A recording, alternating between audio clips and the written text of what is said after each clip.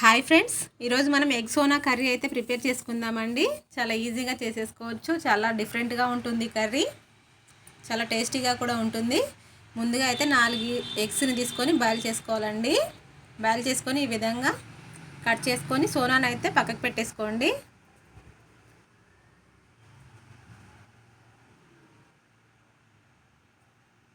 అన్నీ ఇలా కట్ చేసుకొని సోనా అయితే పక్కకు పెట్టి వైట్ దాన్ని అయితే చిన్న చిన్న ముక్కలుగా కట్ చేసుకోవాలి.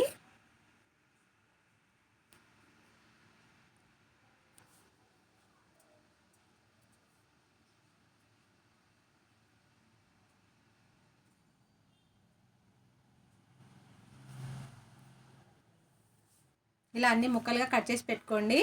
ఇప్పుడు పొయ్యి మీద ఒక బాండి పెట్టుకొని ఒక 2 స్పూన్స్ ఆయిల్ అయితే వేసుకోండి.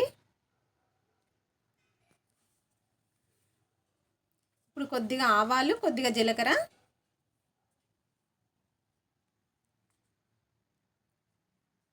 ముందుగానే కట్ చేసి పెట్టుకోవాలండి ఉల్లిపాయలు సన్నగా, అవైతే వేసుకోండి.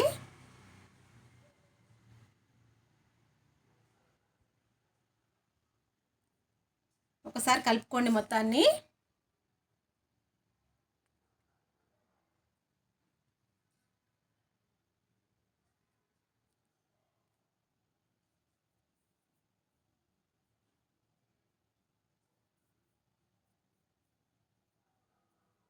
ఇప్పుడైతే దీంట్లో అల్లం వెల్లుల్లి పేస్ట్ అండి 1 స్పూను,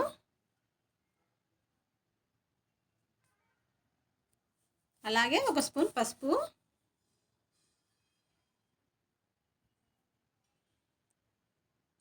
ఈ పసుపు అల్లం వెల్లుల్లి పేస్ట్ వేసాక ఒకసారి కలుపుకోండి.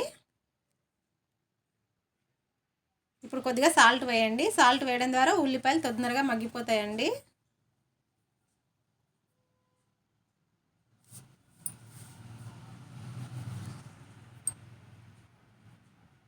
ఇప్పుడైతే కాసేపు మూత పెట్టండి చిన్న మంట పెట్టుకొని.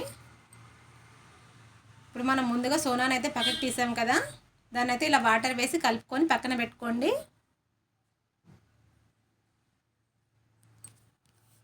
ఈ సోనా కర్రీలో వేయడం వల్ల కర్రీ చాలా టేస్టీగా వస్తుందండి.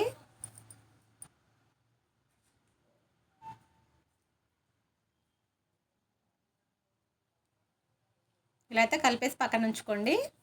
ఇప్పుడు ఉల్లిపాయలు మగ్గిపోయాయి చూడండి. ఒకసారి అయితే కలిపేసుకోండి. కరివేపాకు అయితే వేసేసుకోండి.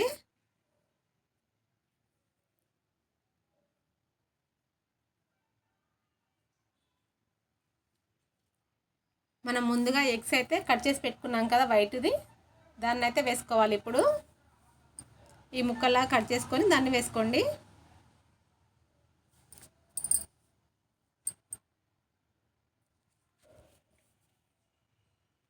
ఇది చపాతీలోకి, రొట్టెల్లోకి చాలా బాగుంటుందండి కర్రీ.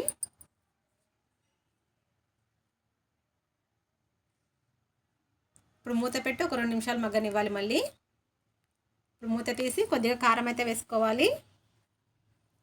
మీ కారం ఎంత తింటారో చూసుకొని వేసుకోండి.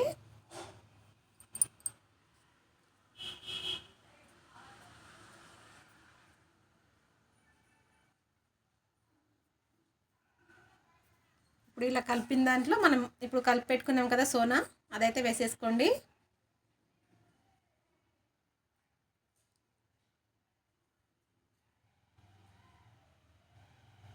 చాలా బాగుంటుందండి ఇట్లా కర్రీ.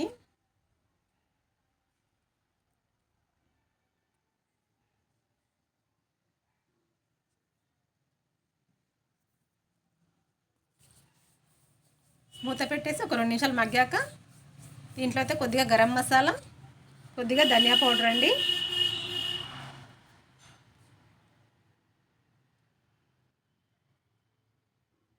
ఒకసారి కలిపేసేయండి.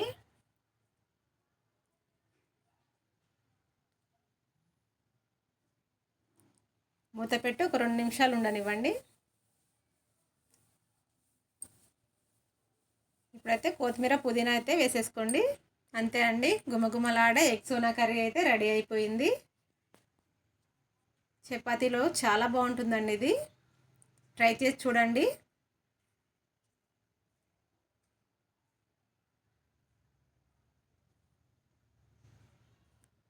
Subscribe my channel please.